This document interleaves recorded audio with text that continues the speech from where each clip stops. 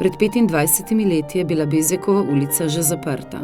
Pripadniki vojaške policije so skušali ustaviti domačine in starše mladeničev, ki so mirno protestirali in bodrili nabornike, kateri so se urili v 710. učnem centru teritorialne obrambe Pekre. Vedno več oklepnih in drugih vojaških vozil Jugoslovanske ljudske armade se je zgrinjalo v Pekre, na njih pa številna oborožena vojska.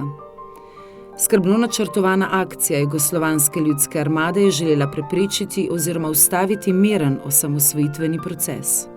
Pripadniki 710. učnega centra in teritorialne obrambe vzhodno-štajerske pokrajine pa so svojo nepopustljivostjo in odločnostjo skupaj z mnogimi pripadnimi civilisti stopili v bran samostojnosti Slovenije. Takrat je pod oklepnikom ugasnilo tudi prvo življenje Josefa Simčika.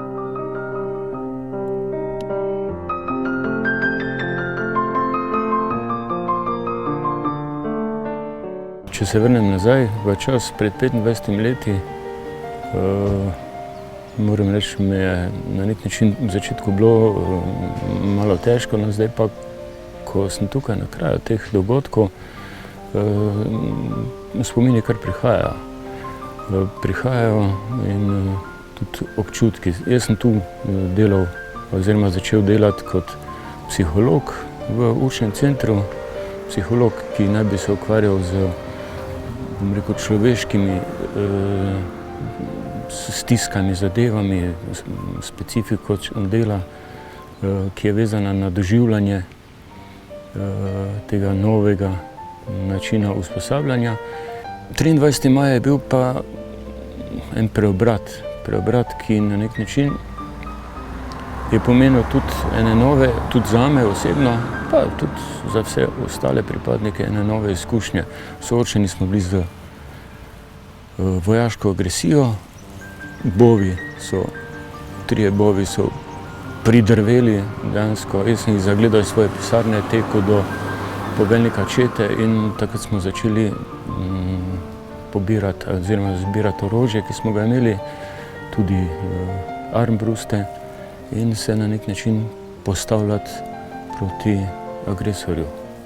Z leti se je pokazalo, da bi lahko bila agresija zelo krvava. Stvari, ki so se odvijale, so bile polne neke napetosti, polne nekih stresov in pa tudi strahu. Predvsem prva taka izrazita situacija nabitosti z strahom je bila, ko je poveljnik enote Jugoslovanske armade, zdi se mi, da je bil polkovnik Katalina, skupaj z Steviljovićem dal povelje 5 minut do akcije. Hvala Bogu, so takrat že bili tudi tukaj pred učnim centrom novinarji in tudi mi smo imeli informacije, da se tudi Pekrčani že zbirajo in blokirajo dostop vojaških enot Jugoslovanske vojske do učnega centra, ampak ko je dal Katalina 5 minut do akcije in smo zaslišali repetiranje težkih mitraljezov na Bovu, novinarji, ki so bili tukaj, so dejansko v počepu bežali v učni center. Pripadniki smo se pa postavili, vsak za svojim orožjem, no jaz sem imel sicer samo pištolo, ampak ostali pa z avtomatskim orožjem in čakali, kaj bo. Druga taka ekstremno napeta situacija je bila po noči, nekje okrog 2 po noči, ko so pripadniki Jugoslovanske vojske prižgali sred noči bove in 20 minut do pol ure tu, bom rekel, hrumeli z motorji in znotraj smo pa se pripravljali na vpad vojske v učni center in pa ne morem si predstavljati karkoli. No, kasneje so se odpeljali po pol ure rohnenja z motorja, so se odpeljali v dolino, so se umaknili in počasi smo mi začeli sestavljati slike in pa na nek način tudi sami sebe. Res je, da smo zaradi občutka ogroženosti bili toliko bolj povezani in tudi med sabo se bodrili, toliko bolj, bom rekel, hrabri, korajžni, ampak mislim pa, da si nihče ni niti upal predstavljati, kaj bi lahko bilo, če bi padel en strel. Ali se mi samo zdi, ali se tudi spomnim, da je bilo celo slišati kričanje Pekrčanov, ki so blokirali cesto in blokirali tudi, kasneje smo izvedeli, tankovsko enoto, ki je prihajala z vojašnice generala Maistra, takrat Franca Rozmana Staneta.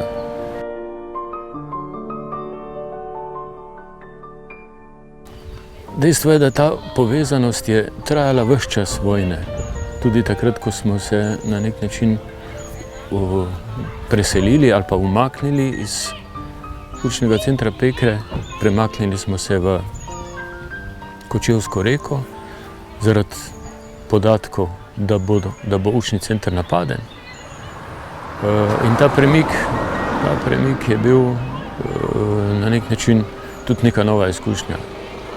Vojaki in pa tudi mi, pripadniki stalne sestave, smo bili odrezani od naših najdražjih. Posod so bile ovire, posod so bile blokade in tudi v Kočevski Reki, kjer smo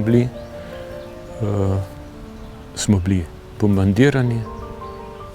Jugoslovanska, bom rekel, aviacija, letalstvo, so nedaleč stran vrgli 2 kasetni bombi. Zdaj ne je smešno, takrat mi ni bilo, ko smo z sodelavcem Mlakarjem Robijem skakala na glavo v eno jamo, ravno takrat, ko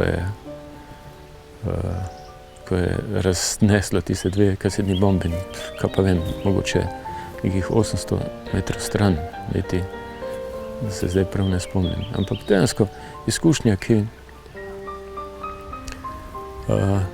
za katere je fajn, da so daleč stran, da so 25 let stran. Zdaj se malo vračam,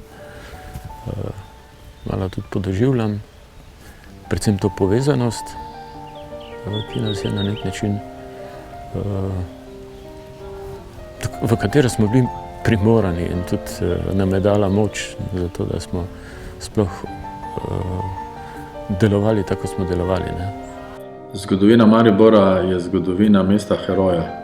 Čeprav se to v javnosti dostikrat ne vidi, ampak ko gledamo posamezne dogodke, torej nastajanje sodobne Slovenije je osvobajanje severne meje, Maistrovi borci. Pred drugo svetovno vojno tukaj na severni meji so mladi intelektualci pomagali kmetom ohranjati nacionalno samozavest. Pohorski bataljon, prva akcija druge svetovne vojne v Sloveniji v Volkmarjevem prehodu. Potem, ko nadaljujemo, torej ta delovska tradicija, drugo največje industrijsko mesto, in potem seveda pa pridemo že v naš čas in osvobodilna vojna za Slovenijo. Zadnja vojna se je začela v Mariboru v Pekrah s pekrskimi dogodki. Tako da Maribor vedno znova stopa na branik ali dela branik slovenstva in Pekre so tukaj z zlatimi črkami zapisani v našo zavest, v zgodovino in jaz upam, da bo tudi prihodnost znala ta dejanja ceniti.